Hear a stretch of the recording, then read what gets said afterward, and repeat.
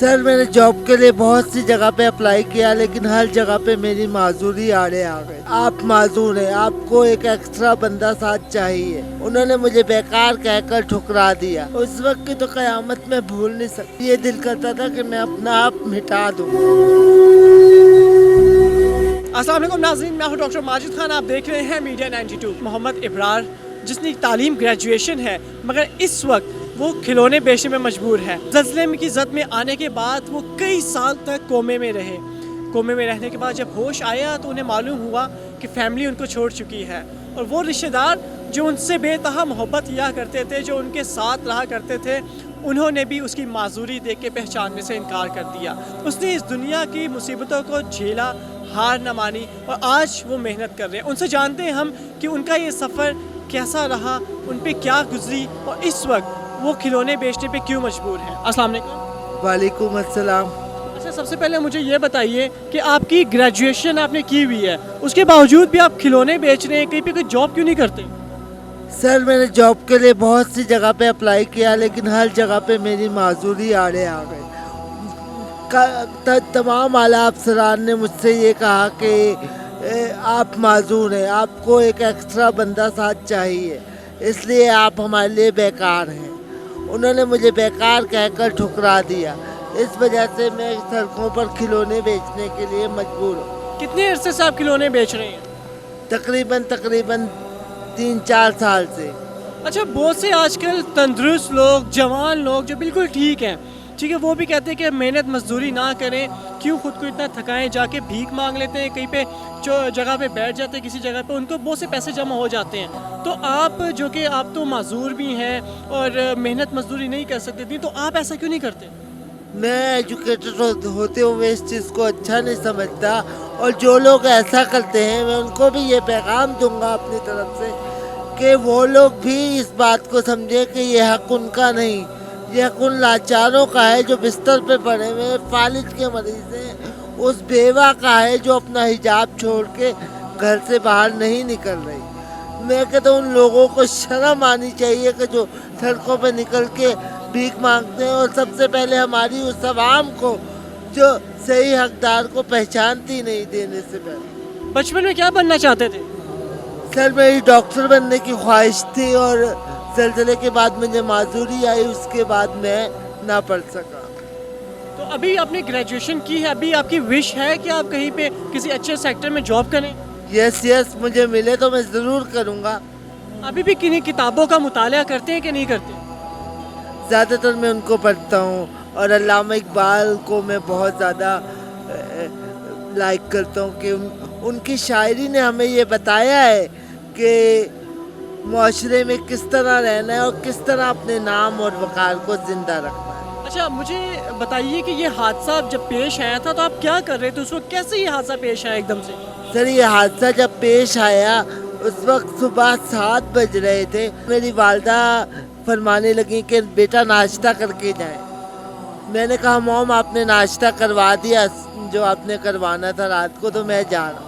اتنا دیکھ کر میری موم رونے لگیں اور کہنے لگیں کہ بیٹا آج نہ آنا کر, کیا پتہ آج کا یہ ناشتہ تیرے لیے آخری ناشتہ ہو, آج کا یہ ناشتہ کر جا, اس کے بعد کیا پتہ موقع نہ ملے.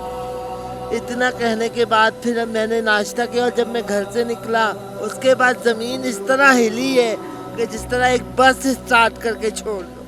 اپنے گھر جب پہنچا تو دیکھتا ہوں ایک سائڈ پہ بہن زمین کے نیچے جا رہی ہے اور ایک سائڈ پہ والدہ زمین کے نیچے جا رہی ہے.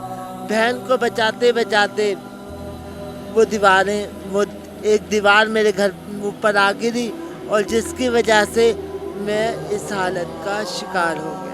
اچھا, ایک کھلونے بیچنے سے پہلے بھی آپ نے کوئی کام کیا تھا, اور یہ کھلونے بیچنے کا آئیڈیا کس طرح سے آپ کو آیا؟ کھلونے بیچنے کا آئیڈیا جو ہے مجھے بھوک اور افلاس نے دیا.